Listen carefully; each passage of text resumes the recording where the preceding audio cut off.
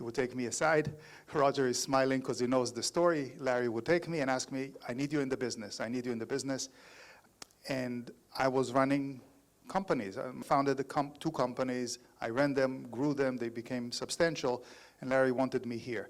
But my background was in something I never dared saying before the last couple of years, was in AI.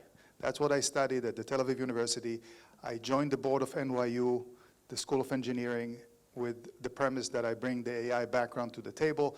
At NYU, we probably have some of the best, if not the best, faculty of AI in the country. We connect and work closely with the NYU Medical Center and NYU Langone Hospital, which is today ranked #1 in the world in patient care and mortality. And a lot of it is driven by AI. Some of the things are behind the scenes of how do you identify when a patient has a risk, when a patient coming in, something may happen to them, and reduce the risk of something bad happening to them. And that's how NYU, if you search why is NYU Langone Hospital ranked #1 in the 3 different categories.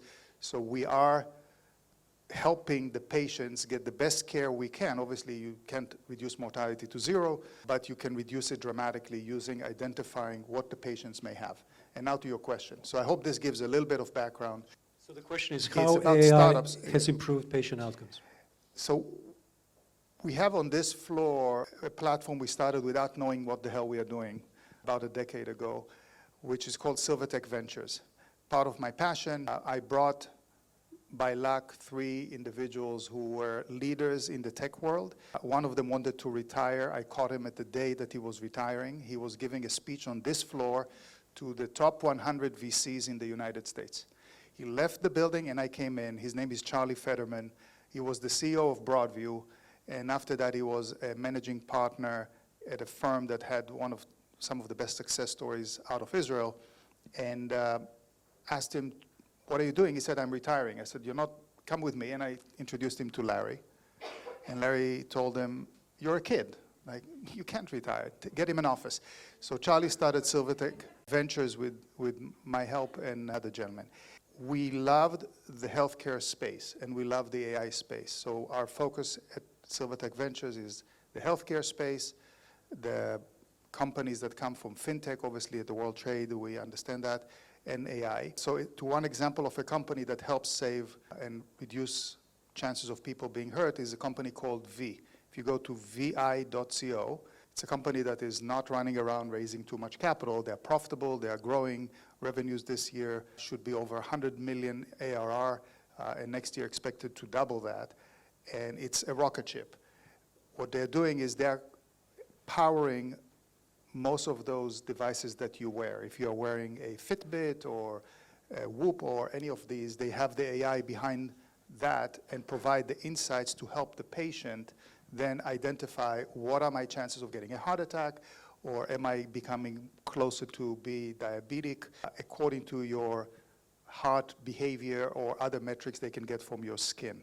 So that's an example. They're all about AI. They were all about AI before, and they're taking off with that solution. That's one example. Thank you so much. This is so insightful. Can you tell us what are some challenges that you have encountered? Not everything is amazing and great and easy. So what are the key risks in AI that you come across when you speak to these startups, or in general?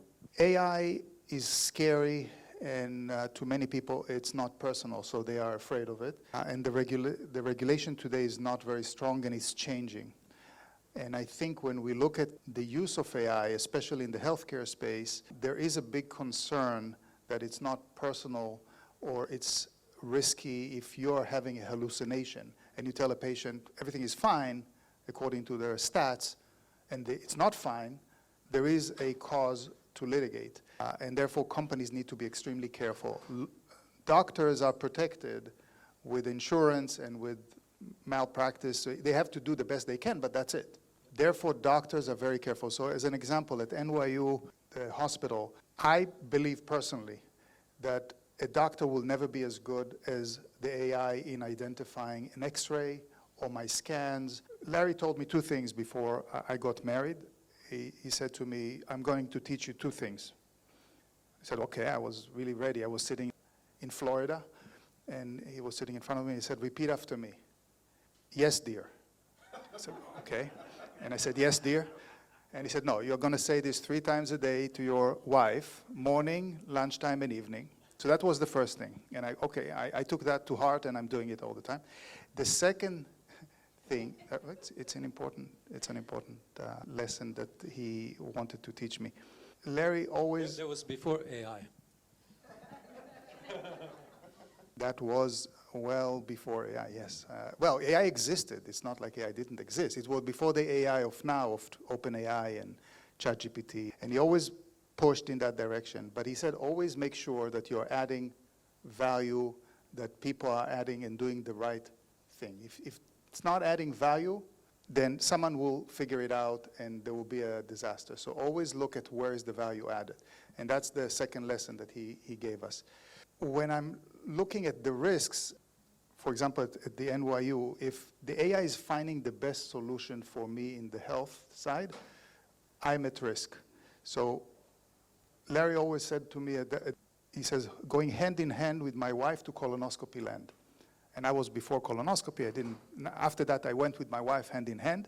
And they asked me, do you want the AI to look at sorry for, maybe I went too far with the medical things, but do you want the AI to look into the findings? And I said, sure.